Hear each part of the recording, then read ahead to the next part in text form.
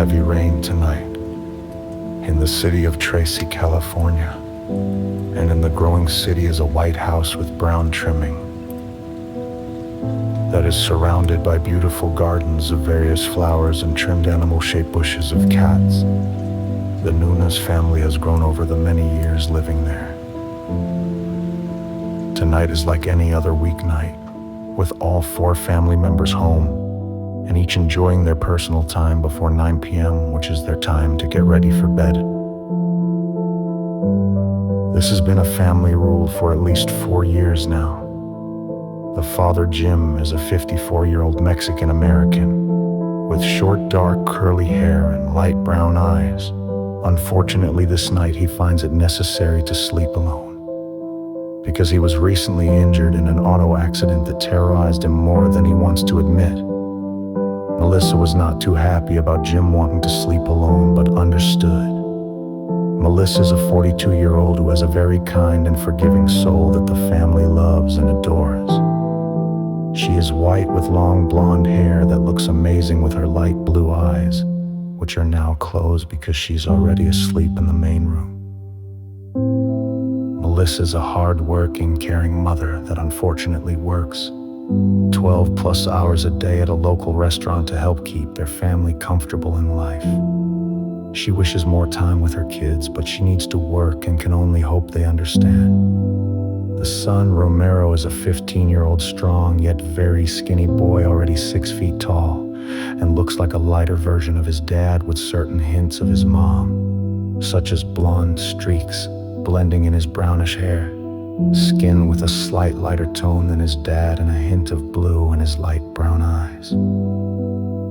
One of the few things Romero loves is rock, Metallica being his favorite group, and he plays one of their songs on his electric guitar almost every night before bedtime.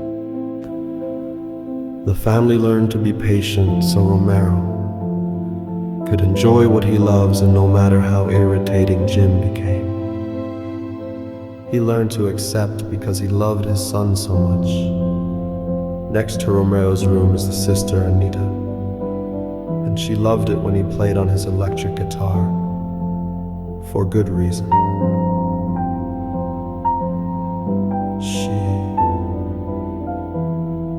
He's a 17-year-old standing 5 feet tall and looks like a perfect blend of Jim and Melissa, with brown wavy hair and blue eyes that have the shape of her dad's. Anita, like most nights, is on the phone going against her dad's rule of no talking to boys. Despite how much she loves her dad, she is on the phone talking to her boyfriend, Pedro, who the rest of the family doesn't know about. So Anita purposely takes advantage as her brother. Romero plays his music on his electric guitar to talk with Pedro, who always makes her laugh loudly, but she still tries to control her laughing because she knows her dad tries to listen. The night reaches 9 p.m. and the Alexa devices in each room announces it is time for bed. Jim was annoyed by the Alexa devices, but still found it helpful. He lies still in bed listening to his son put away the guitar while singing as his daughter. Anita says loudly with her sweet, soft voice, "Good night, everyone. Love you," as she does every night since she was 10. After about 20 minutes passes, the house is silent, which means everyone is sleeping, or at least close to.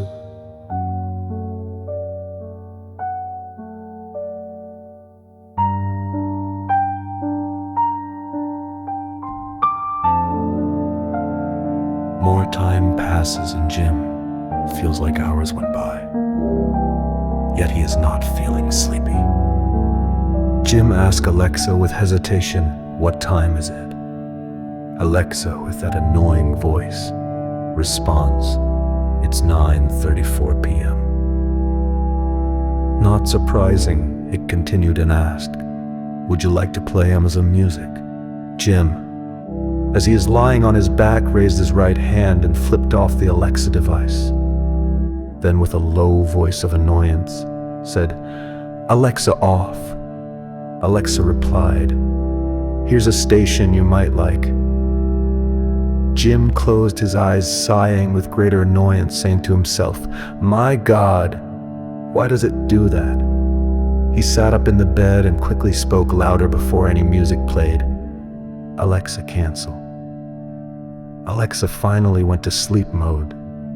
Jim laid back down, looking up at the ceiling, thinking to himself, "Finally! Fucking stupid want-to-be AI." Feeling he just needs to sleep. Jim closes his eyes, but unfortunately, and suddenly he began seeing images of the auto accident, thinking how horrible a mistake he made. His memory is seeing when he looked up at the other vehicle from the driver's side window and saw the damage done. He thought someone died.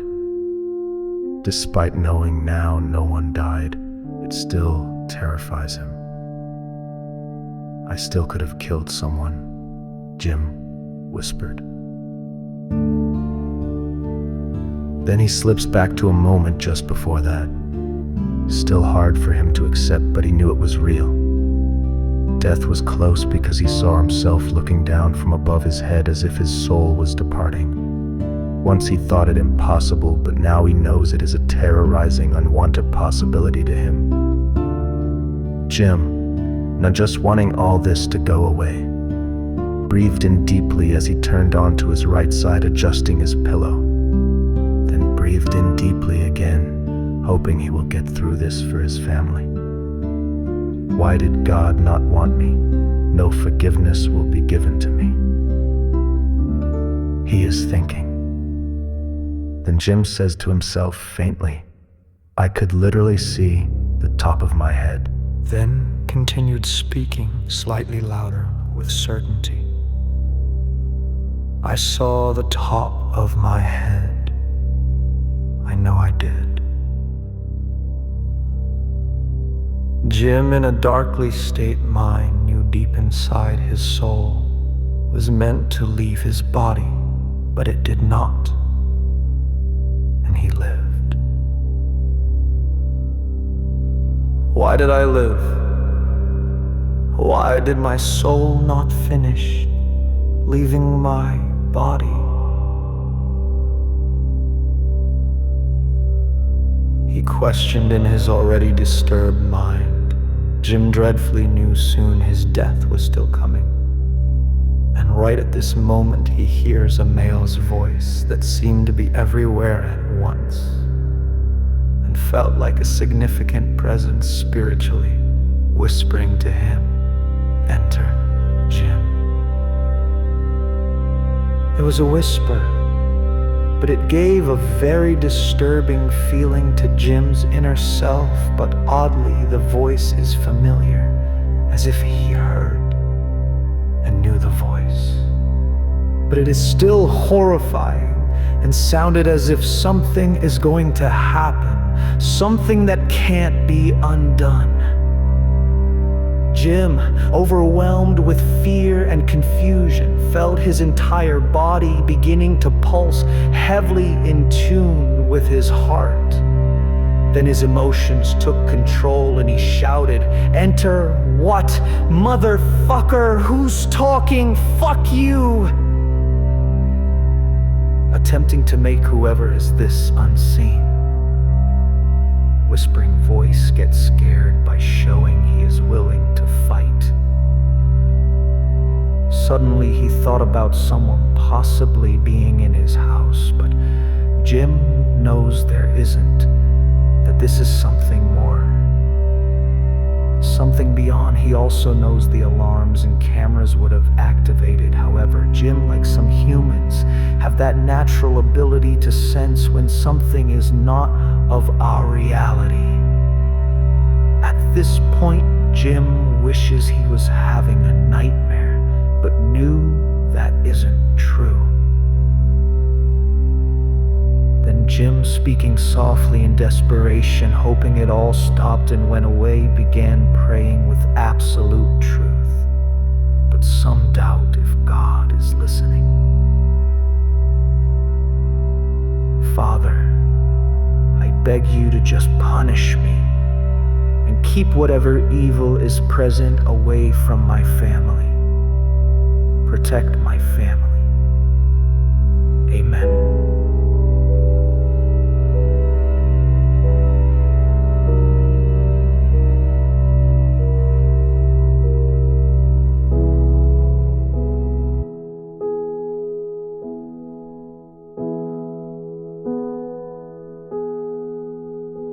No more than a minute later, his body starts trembling uncontrollably for maybe a few seconds, then abruptly stops as Jim lies there looking into darkness that filled the room. He whispers, "You must be death."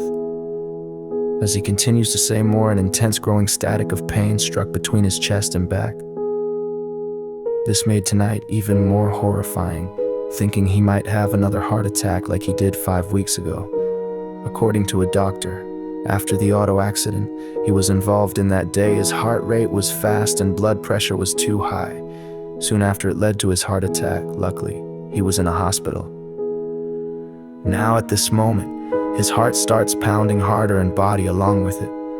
Like it did the day of his accident, this caused Jim to get angry and tell himself in mind, "Stop thinking you're dying. Stop thinking death is here."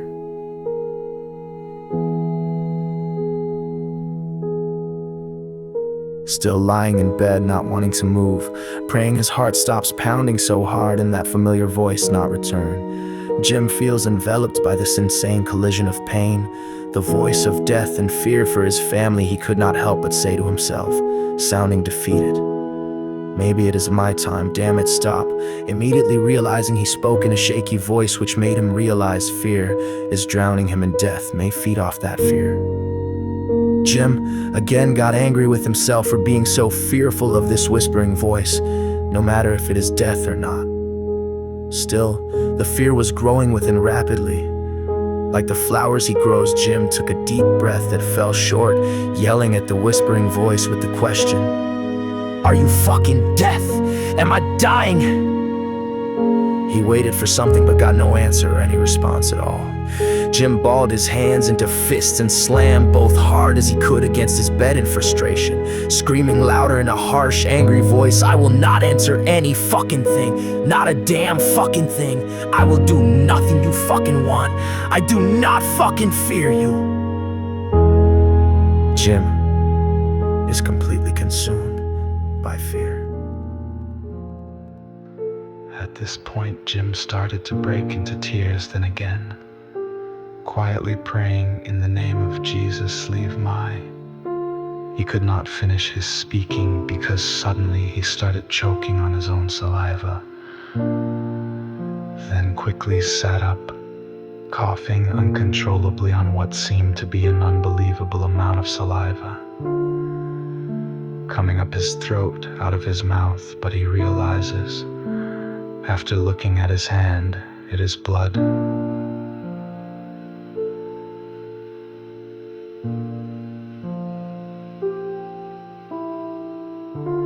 "Damn it. Not now," Jim spoke out loudly. Although he is filled with fear, Jim did not want to allow death to have his soul, but Jim knew that he more than likely had no control over that. At that moment, Jim prays to ask God again for protection and forgiveness for his sins. This time, he wants to speak with confidence so death would believe that he, Jim, is not afraid, and spoke normal, "Please let me live. Father, forgive my sins and protect me and my family from any evil. Amen."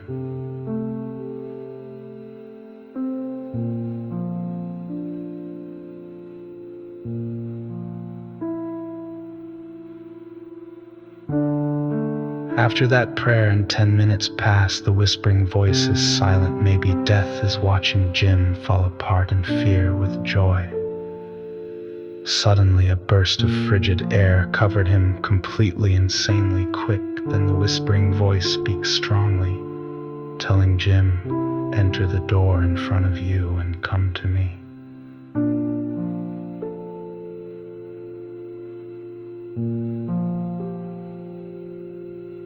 Jim then realizes he is standing at his room door, which could not be possible because he was just lying in bed.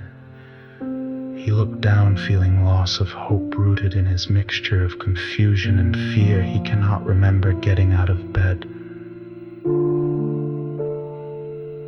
Maybe he is thinking his overall physical and mental issues are affecting his memory. Sighing, then taking a deep breath, he feels as if something is going to make things worse.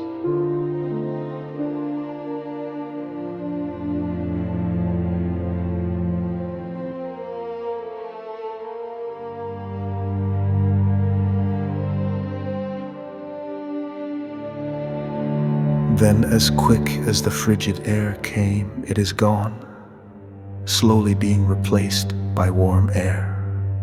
His son Romero began coming into sight as he is walking towards Jim from the dark hallway. Then Romero, after standing at the door, motionless for a moment, shut the room door behind him, then began dancing. His typical silly way in front of his dad and making those "what are you looking at" eyes, with his typical attitude and that half smile. Jim, as usual, loses his temper, but it was more so the fear of his son being near him at such a moment, with death hiding somewhere. With frustration and terrifying concern, Jim began yelling at his son, "Romero, what are you doing? Go to bed. You have school tomorrow. Why are you in my..." Jim did not finish what he wanted to say as he is staring at his beautiful son, realizing how ridiculous the yelling is and thinking all that is happening. He only wanted Romero to leave to get his son away from the room. So he began to approach Romero. Then his son turned around without a word and opened the door, dancing his way out. He then noticed Romero looked younger and was wearing a Minecraft shirt he had not seen for about a year. Jim began following his son. Then his right foot slammed into the door because it was closed. The pain he felt was nothing compared to what just happened. How the fuck is that possible? Jim thought to himself as he touched and looked around the closed door. Then his words came out softly but angrily, asking, "How is the door fucking shut when my son opened it?" Becoming more confused, Jim shook his head rapidly and short in the gesture of no. Now he feels he must get to his son.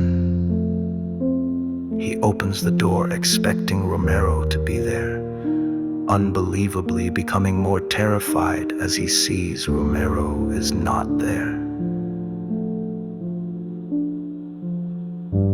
Jim is thinking death wants Romero, and at that moment everything seems to be colliding together at once and ready to blow up into something horrible. Jim is already overflowing with fear and confusion. Now his son could be death's target. I need to get to my son. Jim spoke in a terrorized voice. He couldn't move. He was unable to move any part of his body as he tried to move his feet, his hands, his head, shoulders, but nothing would move, as if he had no control or was turned off. Focusing on his son with overwhelming thoughts of Romero being dead brought the feeling of unbearable sadness mixed with anger, and of course add the fear and confusion. At that moment, Jim spoke, hoping the whispering voice is listening. "Is it my son you want? Is that why my son appeared before me?" Jim paused to gather himself as his tears poured from eyes and his voice started breaking. Taking a deep breath, he continues speaking to the whispering voice. "Does death really want my son and not me?" As Jim was asking those questions to the whispering voice, he was continuing to try moving any part of his body. Jim could not. He started getting more angry and desperate, then suddenly and uncontrollably, Jim's body began shaking unrelentingly. He started trying to move every part of his body again so he could break free as his body continued to shake. And he still could not move any part of his body. Jim could only think, why? Was it death holding him? Then Jim was able to tighten his fist and screamed as loud as he could, "No, not my beautiful son!"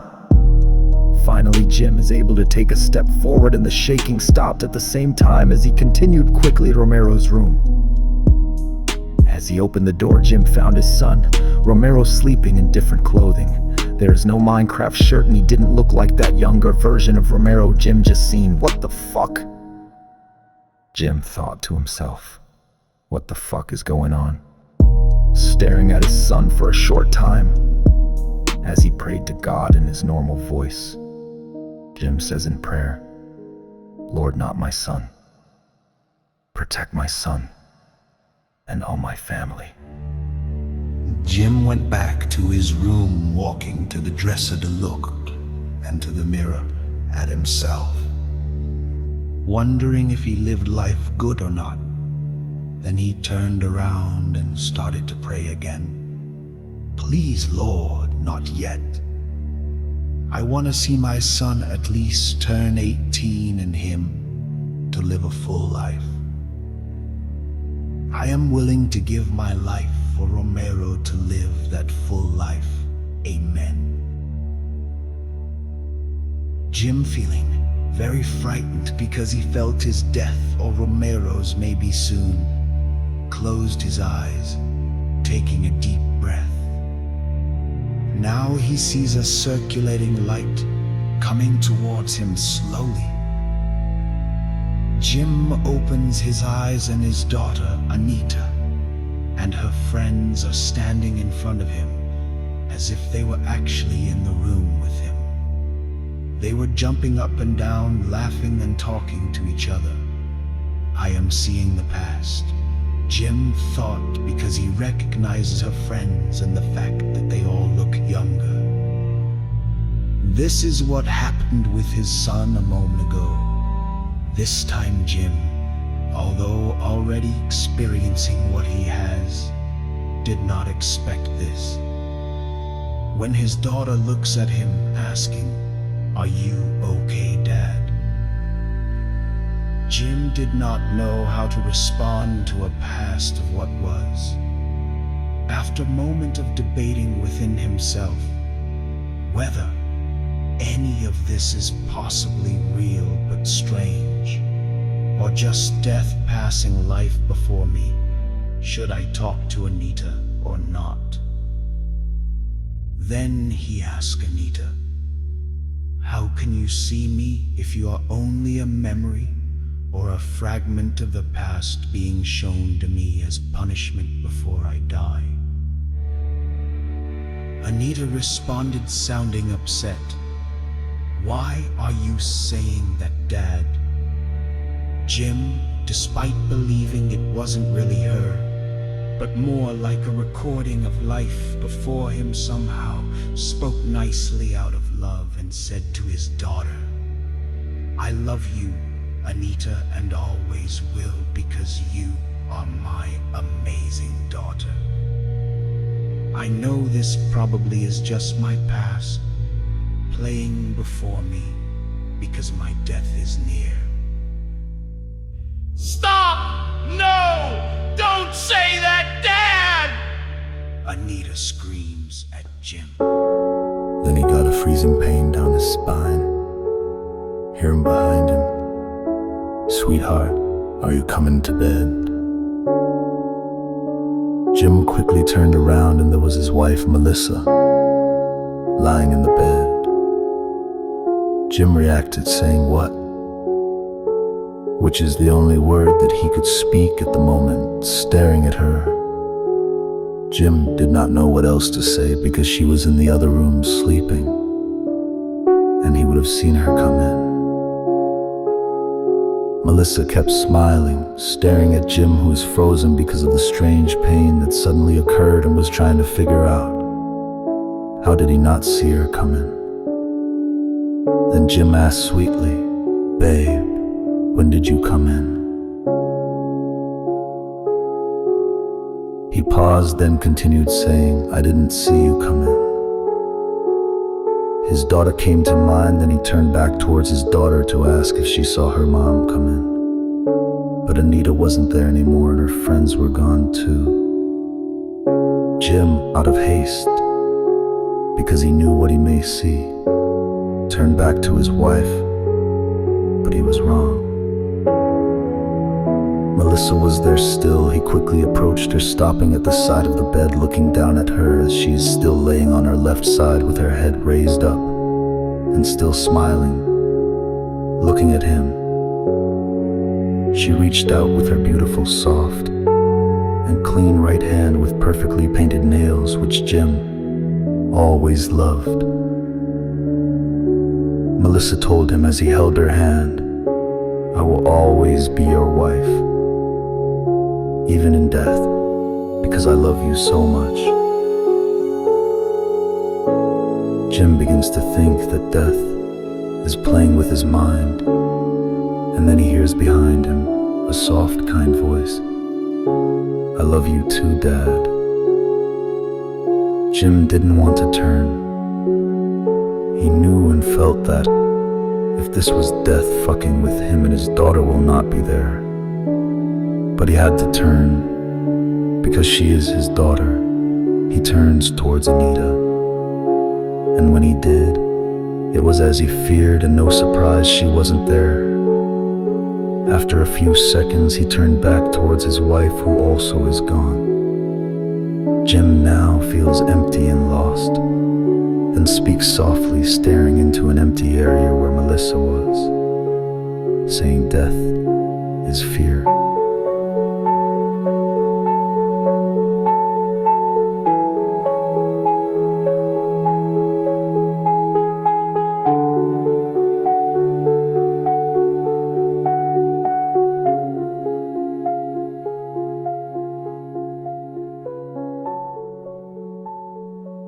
Jim turns around again, knowing what to expect, looking at Mary in the area his daughter was, saying out quietly and certain why death is love. Is it death making him speak those words? No, no. Jim repeatedly screamed, standing in the spare room where he is now alone, knowing he has to see if his family are still asleep. Jim felt they aren't there. Jim walked slowly out of his room and went to Anita's room first because it was across from him. He opened the door and saw she was not there. He started to break emotionally and began trembling as he tried not to see his daughter dead or hurt in his mind. He stood there for longer than he wanted before he turned and went to Romero's room. His door was already open, and he could see quickly that Romero was not there either. Jim made himself walk into the room to make sure. Romero. Jim called out, then asked, "Are you hiding?" No answer, but out of desperation, Jim could almost hear his son speaking as if he did respond. Jim dropped to his knees with his head down and trembling more than before, and his pulsing body and heart seemed to be getting worse. He couldn't accept this happening and felt as if God abandoned him. Jim quickly stood up, almost faller as he turned. "My wife," Jim said, feeling terrified, then walked quickly into the hallway, hearing someone singing.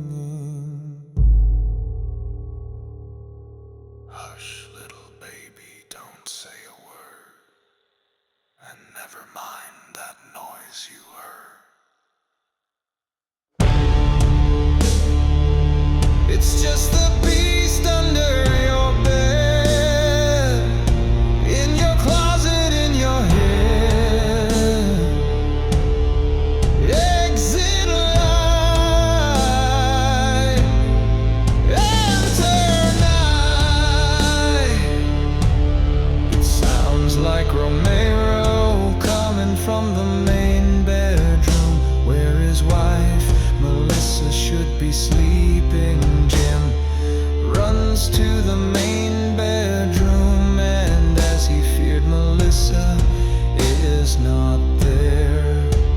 Neither his son Romero, and the singing has stopped.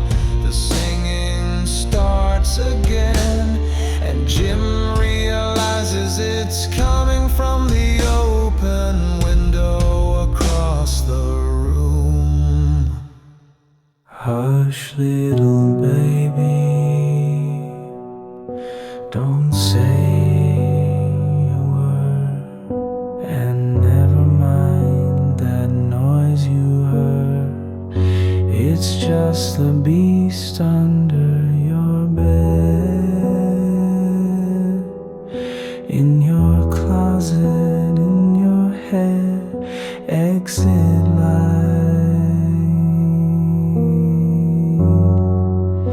enter night.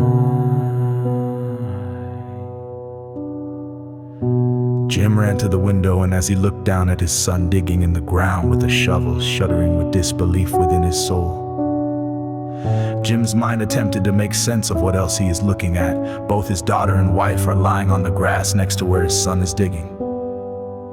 Melissa and Anita are lifeless and partially covered with a blanket across both their bodies, but their faces visible. Misery, hopelessness, fear, and still confused all became one with Jim, making him scream out loudly in absolute anger and surrender. This can't be real, no. Please, Romero, tell me I'm not seeing this. Jim knew exactly what he was looking at, but refused to accept it, then started pounding on the wall next to the window and begins crying uncontrollably, shouting in broken words, "Romero, why? Why did you do?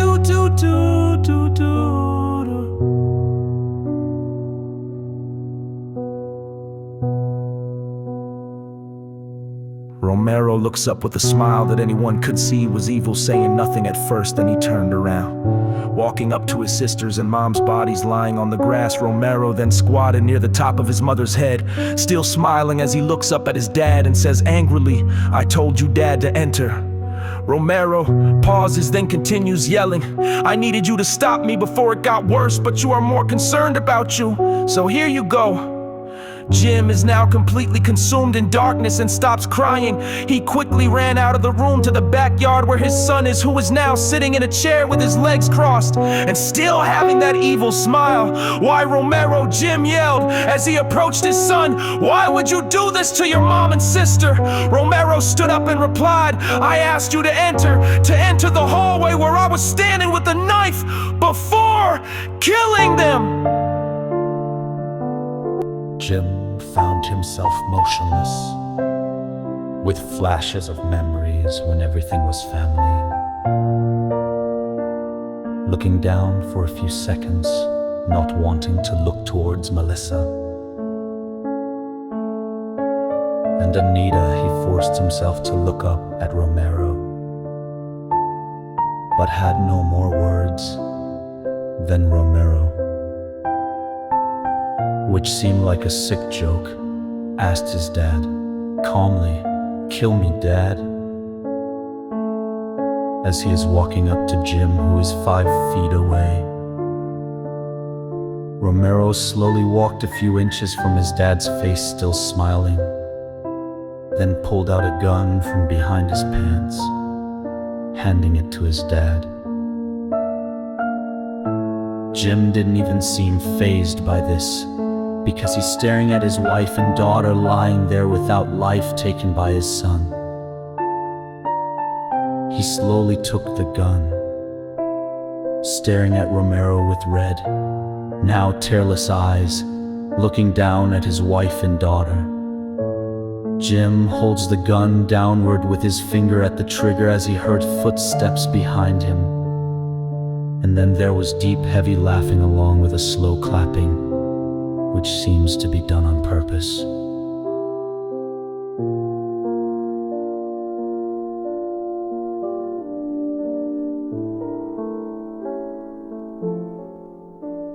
Romero at that perfect moment, speaks humorously as he stares into his dad's eyes. Dad, meet my mentor, Jake Gleason, aka the California serial killer, Butcher. Jim turned quickly with anger and wanting to kill whoever this evil monster is coming behind him. In Jim's mind, he could only think, this bastard is obviously responsible for what happened. I am going to kill him.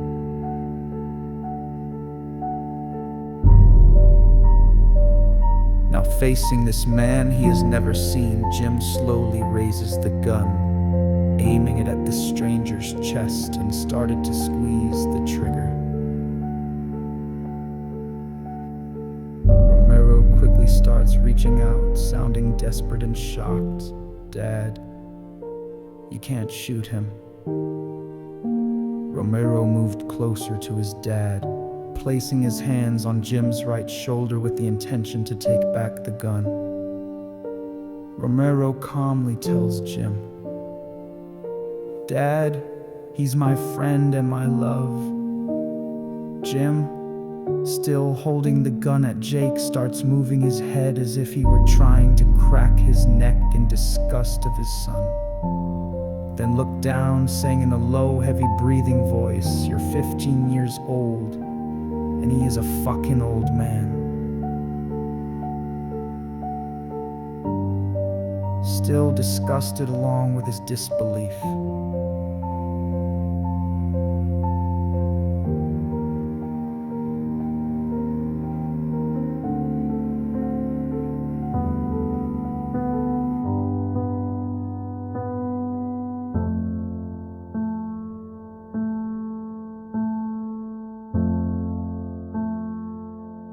Without thought or understanding of why, Jim realizes he is lowering the gun, then turns back to his son, still breathing heavily, telling Romero, I have one question, and you need to be honest. Romero replied, Sure, Dad. After taking a deep breath, Jim looks at Romero, then mournfully spoke, I love you with all my heart and soul, and so did they. Jim first said, then demanded Romero to answer. Why did you kill your beautiful mother and sister? At first Romero said nothing, then sat back down with that fucked up evil smile, taking a deep breath as he kept his gaze on his dad. A few seconds pass of quietness, which seemed endless. Then Romero speaks, what sounds honest and sickening. I love them too, but in order to be a part of my love's life, who I love more, I had to. At that point, Jim looked back down at Melissa and Anita, having more beautiful memories of his family before today, lifting the gun to his head, then pulling the trigger without a pause. Prove myself, Romero finished saying to his dad. Almost coming to tears, Romero stops himself crying. Especially with Jake there, Romero from where he is sitting looks at his dad laying over his sister's chest and head face down on top of his mom's face. How odd, Romero thought. Then spoke belittling. That was stupid, Dad. Jake looked at Romero and said, Well done, sweetie. Let's cut off the heads and arms, then bury your beautiful family. Death is not what you think. Chapter 1, Death is Love, by Andrew Michael Villa.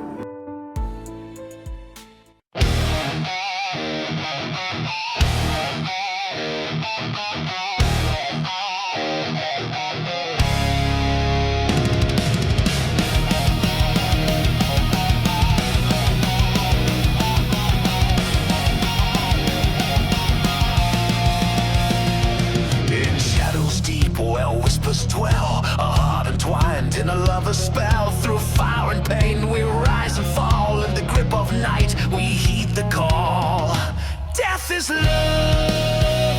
Love is death. With every heartbeat, the darkness sings a symphony of sorrow, the joy it brings. In the depths of despair, we find our way. For love and death dance in a wicked ballet. Death is love. Love is death. Death is love. In the ashes we ignite a twisted fate where wrong feels right. In the arms of the reaper we find our peace. In the chaos of passion our souls release. Death is love. Love is death.